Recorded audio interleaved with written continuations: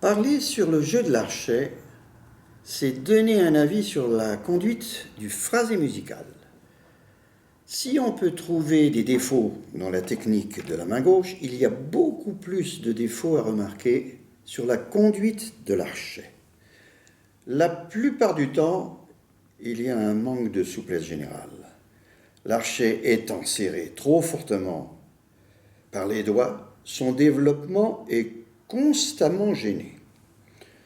Les changements de cordes sont rarement maîtrisés. C'est un des points sensibles et difficiles. L'égalité du son, autre point sensible, rarement observé.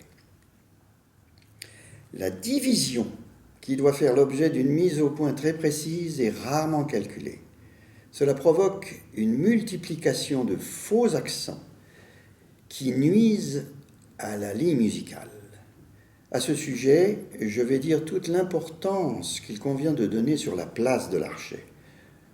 Pour mieux servir les compositeurs, il faut rechercher l'articulation la meilleure et avoir l'aisance nécessaire pour phraser.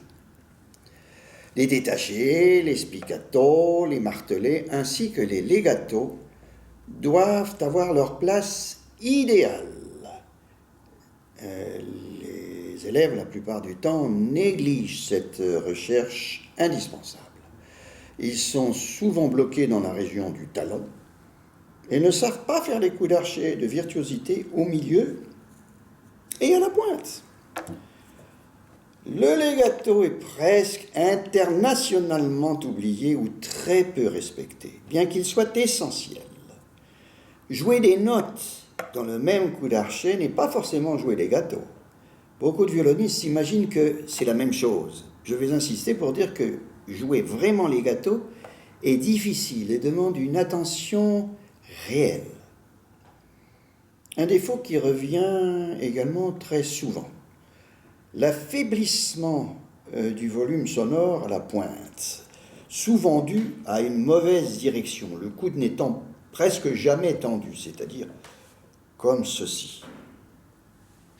Sauf pour les personnes de grande taille qui ont moins besoin de le faire.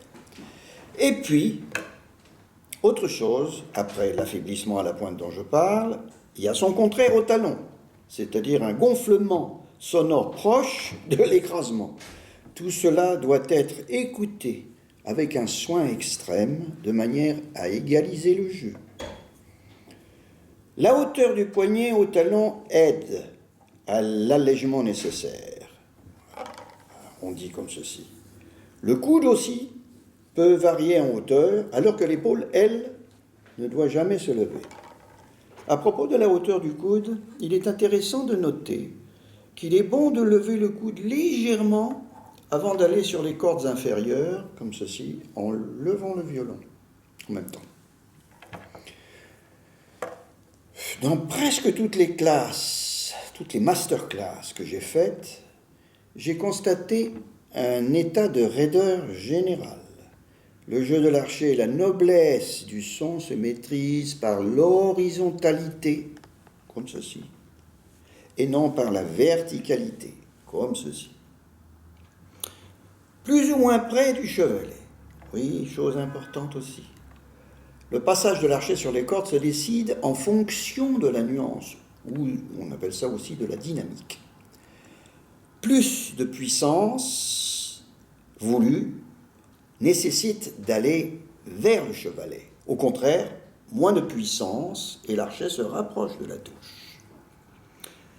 Un défaut aussi, souvent remarqué, l'appui de l'archet trop près de la touche. J'insiste pour dire que les doigts posés sur la baguette doivent être mobiles. C'est pour cela qu'il ne faut pas serrer la baguette. Le pouce en opposition est plié au talon, déplié à la pointe. Le petit doigt, utile contrepoids au talon, est inutile ensuite, c'est-à-dire dans la région du milieu à la pointe. Donc, petit doigt levé. Je recommande que tous les points que je viens de signaler doivent être étudiés sur des gammes avant de poursuivre ce travail sur le répertoire. Merci beaucoup.